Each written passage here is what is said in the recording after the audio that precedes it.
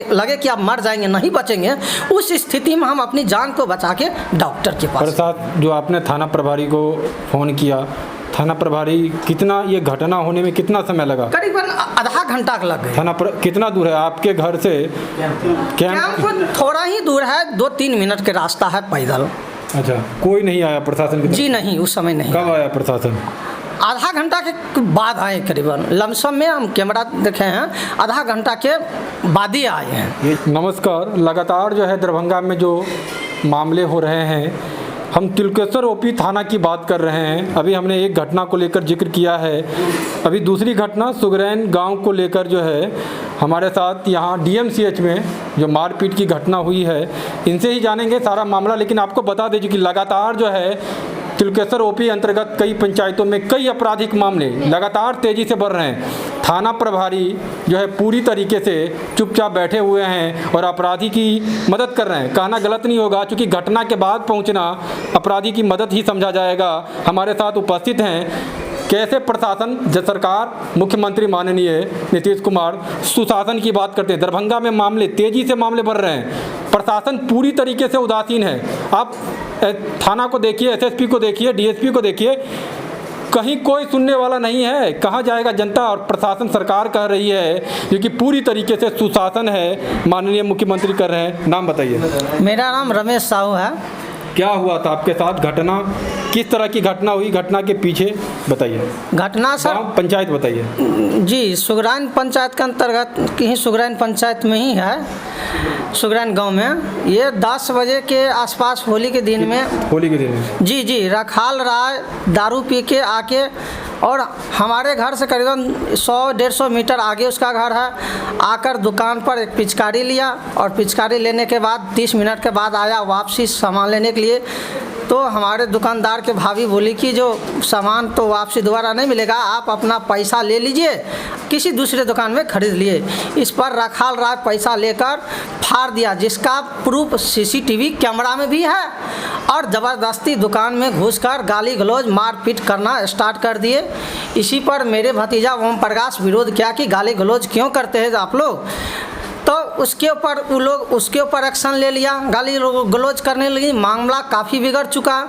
इस पर बगल के कुछ ग्रामीण लोग आकर आपस में दोनों पक्ष के भी समझा बुझा दिए, मामला शांत हो गई।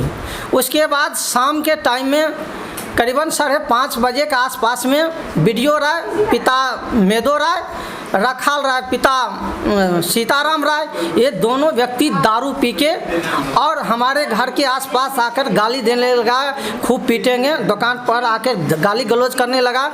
तब ओम प्रकाश उसको समझाया, भाव बुआ इतना गाली क्यों देते हैं। जब ये इतना ही बात बोले कि लोग उलझ गए मारपीट करने के तत्पर पर। मामला दोनों जब ये समझा रहे हैं, वो लोग गाली गलौज करने लगा, आपस में मामला बहुत बिगड़ गई। तब तक ओम प्रकाश सोचे मामला आगे बढ़ जाएगी, हम लोग से संभलेगा नहीं। थाना प्रभारी के पास फ़ोन किया कि सर यहाँ ऐसी ऐसी घटना हो रही है, दारू पीकर ये लोग हम लोग के साथ बराबर लड़ रहे हैं। थाना प्रभारी क्या नाम है उनका? नाम अभी याद नहीं है सर। कौन सा थाना है? तिलकेश्वर ओपी है। तिलकेश्वर ओपी। जी। तो सर ये मामला काफ़ी बिगड़ जाएगी, आप कोई प्रशासन को भेजिए। थाना प्रभारी वहाँ से उनको आदेश दिए कि ठीक है, आपके गांव में कैंप है, हम कैंप पर वहाँ फ़ोन करते हैं, फ़ौरन जाएगा।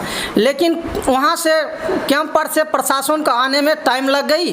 तब तक रखाल राय के भाई राम बाबू राय आकर कहने लगा कि तुम थाना पर फ़ोन किया है, दारू हम बेचते हैं, क्यों फ़ोन किया है। बस उसी पर वो स्टार्ट हो गए लड़ा करने के लिए। उस लोग प्लान बनाए हुए थे, बड़ा बड़ा फट्ठा उठा रखे थे।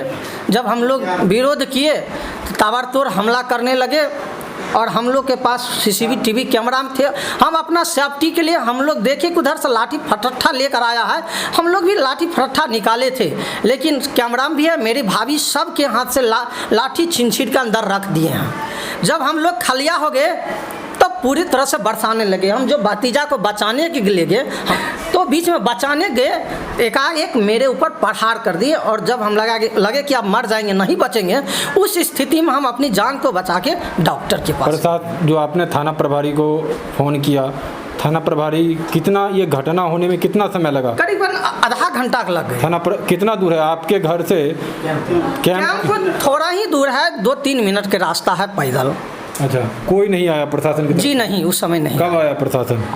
आधा घंटा के बाद आए करीबन, लमसम में हम कैमरा देखे हैं, आधा घंटा के बाद ही आए हैं। ये जो लोग हैं जो घटना आपके साथ किए हैं, जो आप एक ये भी है जो कि सीसीटीवी जो कैमरा आप लगाए हुए हैं, क्या मामला? सीसीटीवी मामला ये लोग कई दिन से बार बार कहता रहे तुम कैमरा लगा लिया है तो हीरो बन गया, तुमको सब हीरो हम झाड़ देंगे, नहीं तो कैमरा यहाँ से हटाओ।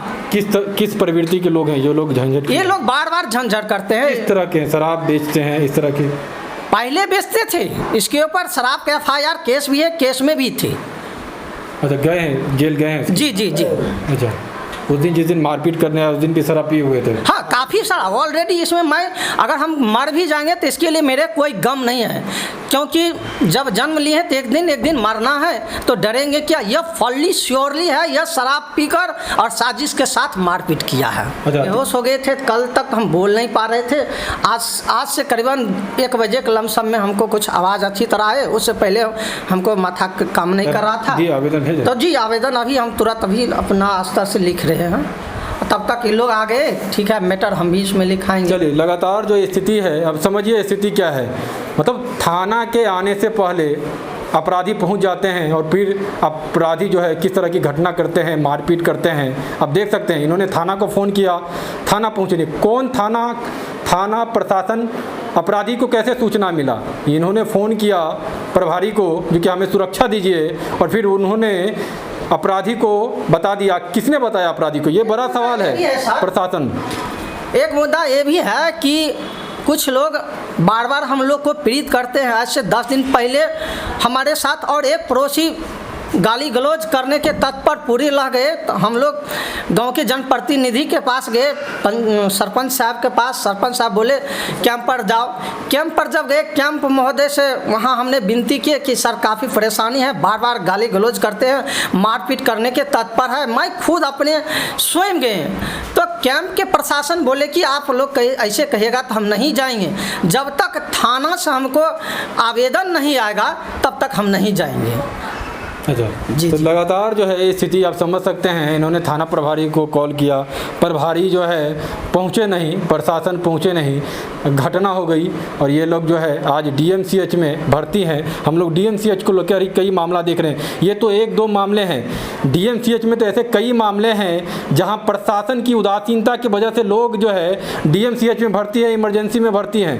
प्रशासन शून्य, आप कहाँ जाएंगे? हम कई बार ये कहते हैं, हमने कई बार SSP को इस बात का जिक्र करते हैं कि आपके थाना प्रभारी क्यों नहीं एक्टिव होते हैं जब कोई आवेदन लेके पहुंचता है। हमने अभी IG साहब से भी मुलाकात किए थे, तो हमने उनको यही सवाल किए थे कि स्थानीय थाना की उदासीनता बड़ी घटना की वजह है।